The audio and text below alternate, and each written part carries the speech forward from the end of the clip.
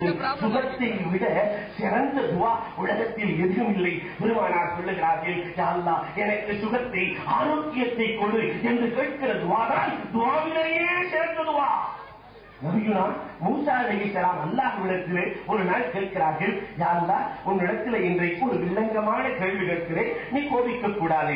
அல்லாஹ்விடத்திலே அடிக்கடி கேள்வி கேட்டவர்கள் மூசா அலைஹிஸ்ஸலாம். என்ன மூசா கேட்க போகிறார்? யா அல்லாஹ் உனக்கு கோபத்தை ஏற்படுத்துகிற கேள்வி இருந்து அதனால் என்னை தண்டித்து விடாதே. அப்படி என்ன கேட்க போகிறாய் மூசா? யா அல்லாஹ் உனக்கு சிரமத்தை ஏற்படுத்துகிற கேள்வி, உன் உள்ளத்தை அறிந்தவன் நான் கேள் மூசா. மூசா அலைஹிஸ்ஸலாம் அல்லாஹ் கேட்டாங்க, யா அல்லாஹ் ஒரே ஒரு நாள் நீ நானாக நான் நித்யாக இருந்தார், ஒரே ஒரு நாள் நான் ரப்பாக இருந்து நீ மூசாவாக இருந்தார், என்னிடத்தில் என்ன கேட்பாய்? அல்லாஹ் சொல்லுவான், அப்படி இருந்தால் உன்னிடத்தில் நான் ஆரோக்கியத்தை கேட்பேன் என்பான் ரப்பல் ஆலமீன்.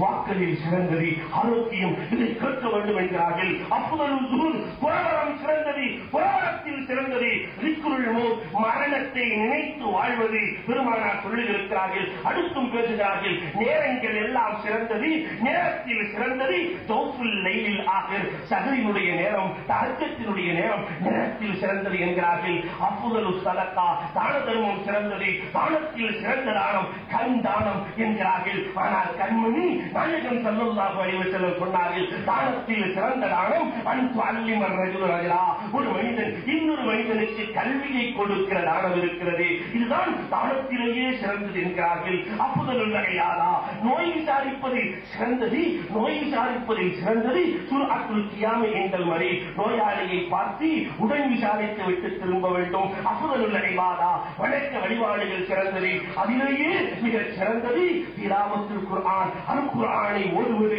என்று சொல்லிவிட்டு குர்ஆன் இறுதியாக சொல்லுகிறார்கள், அஃதலுல் ஃபலாஇல் சிறப்புகளுக்கெல்லாம் சிறப்பை சேர்ப்பது என்ன தெரியுமா? சில்மன் கதஅக உன்னை வெட்டி வாழ்பவர்களோடு ஒட்டி வாழ வேண்டும். அன்புக்குரியவர்களே, இந்த ஊர்வாசிகள் பள்ளிகளை துவக்கிவிட்டோம், ஆனால் எத்தனை வெற்றிய குடும்பத்தை ஒட்டி இருக்கோம்? ஒட்டுவதற்கு ஒரே சாதனம் பள்ளிதான்.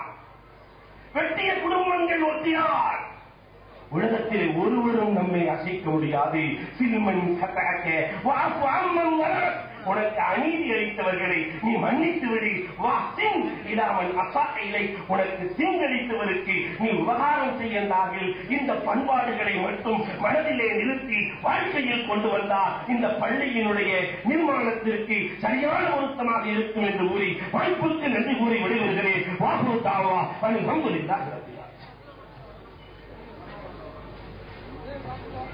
கேமரா வந்துச்சா பாத்துங்க, வாங்கினீங்க கரெக்டா.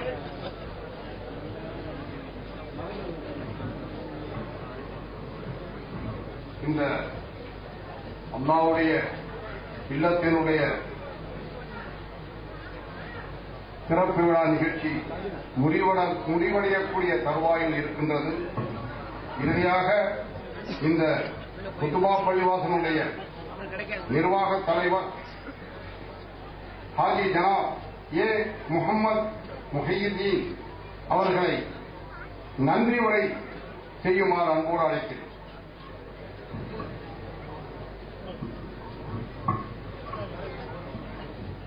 அஸ்ஸலாமு அலைக்கும் வரஹ்மத்துல்லாஹி தஆலா வ பரகாத்துஹு. இந்த ஹுத்பா பள்ளிவாசல் கட்டுமான பணிக்கு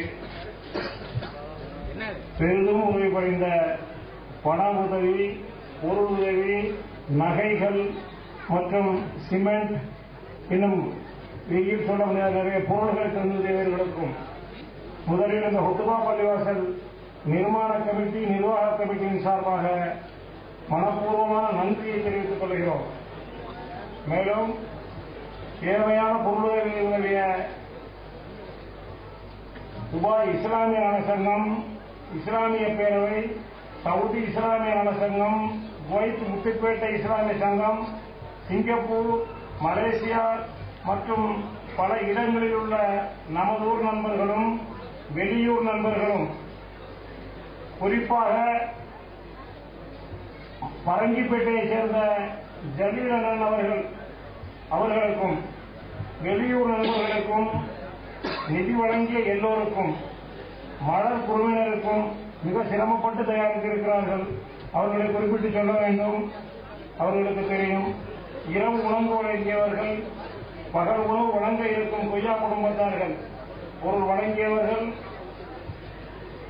தண்ணீர், டீ, காபி, இன்னும் பல குளிர்பானங்கள், தேவையான தார்பாய் வசதிகள், பாய் மற்றும் இதர பொருள்கள் வழங்கியவர்கள், நமது அனைத்து மொஹல்லாவை சார்ந்த நிர்வாகிகள்.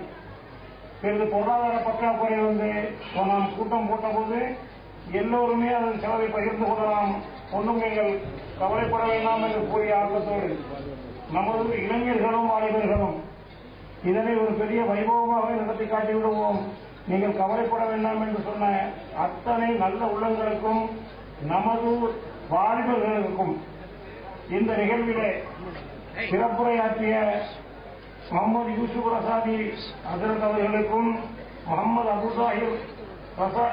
அபுதாஹிர் ஃபாசில் பாக்கவி அவர்களுக்கும்,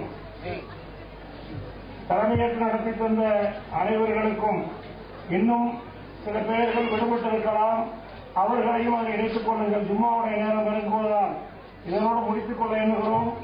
இந்த கட்டுமான நேரத்திலே நான் நின்ற இடத்திலே பலரிடத்திலே சட்டம் போட்டிருக்கலாம், திட்டி இருக்கலாம், பேசியிருக்கலாம்.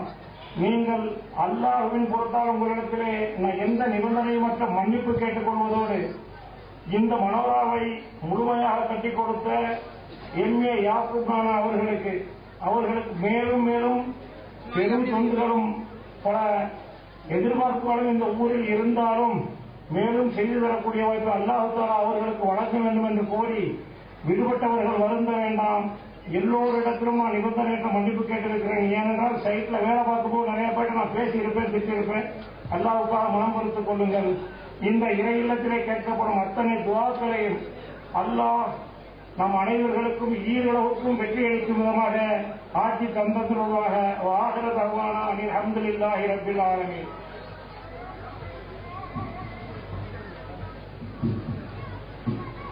இறுதியாக துஆ ஓதி முடிப்பதற்கு குத்துபா பள்ளி பேஷிமாம் அவர்களை மேடைக்கு அன்போடு அழைக்கிறோம். அத்துடன்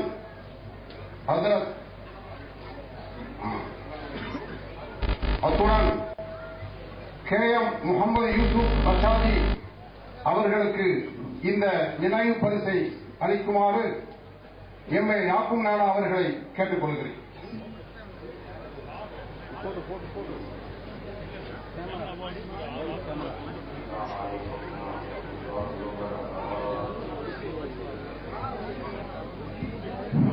அடுத்து எம் முகமது அபுதாஹிர் ஃபாசில் பாக்கவி அவர்களுக்கு நமது MP அவர்களை இந்த நினைவு பரிசை வழங்குமாறு அன்போடு கேட்டுக் கொள்கிறேன்.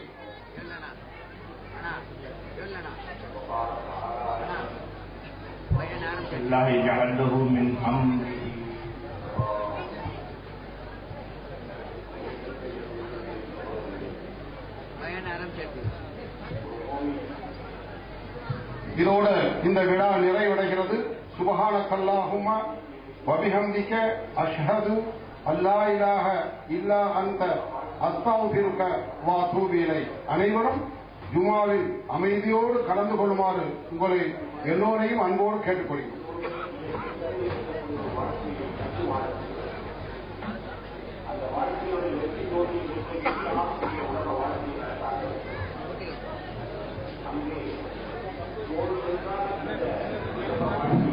தொழுகை முடிந்தவுடன் சகோதரர்கள் அனைவரும் அதே இடத்தில் அமரும்படி அன்போடு கேட்டுக்கொள்கிறோம். நீங்கள் அமர்ந்திருக்கக்கூடிய இடத்திற்கு உணவு உங்களுக்கு வழங்கப்படும், உணவு பொட்டலங்கள் உங்களுக்கு வழங்கப்படும். அதை வாங்காது நீங்கள் எங்கேயும் எழுந்திருக்க வேண்டாம். எழுந்திருந்தால் ஒரு சில குழப்பங்கள் உண்டாகிவிடும். அதே இடத்தில் அமர்ந்திருக்கும்படி அன்போடு கேட்டுக்கொள்கிறோம். இறுதியில் துஆ ஓதி விழாவை முடிப்பார். மீண்டும் இதை கூறும்படி நிர்வாகத்தார் கேட்டுக் கொள்கிறார்கள். தொழுகை முடிந்தவுடன் யாருமே எழுந்திருக்காமல் அதே இடத்தில் அமர வேண்டும். உங்களுக்கு உணவு பொட்டலங்கள் வழங்கப்படும்.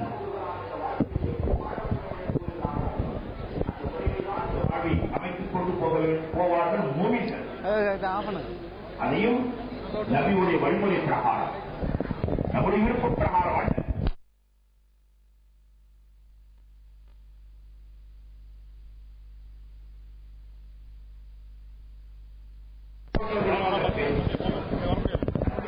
எடுத்துவிட்டு படைத்த ரப்பு, நான் சொன்னதை போன்று இந்த உடல் உறுப்புகளை இயக்கிக் கொண்டிருக்கக்கூடிய ரப்பு, மழையை புரிய வைக்கக்கூடிய ரப்பு, பூமியிலிருந்து மனிதனுக்கு தேவையான பொருள்களை வெளியாக்கக்கூடிய ரப்பு, மனித வாழ்வுக்காக காற்றை கொடுத்துக் கொண்டிருக்கக்கூடிய ரப்பு, மனிதனுக்கு ஏற்படக்கூடிய எல்லா பிரச்சனைகளையும் அவன் இந்த உலக வாழ்க்கையிலே வாழ்வில் அமைத்துக் கொடுத்த அந்த ரப்பு எப்படி விரும்புகிறானோ,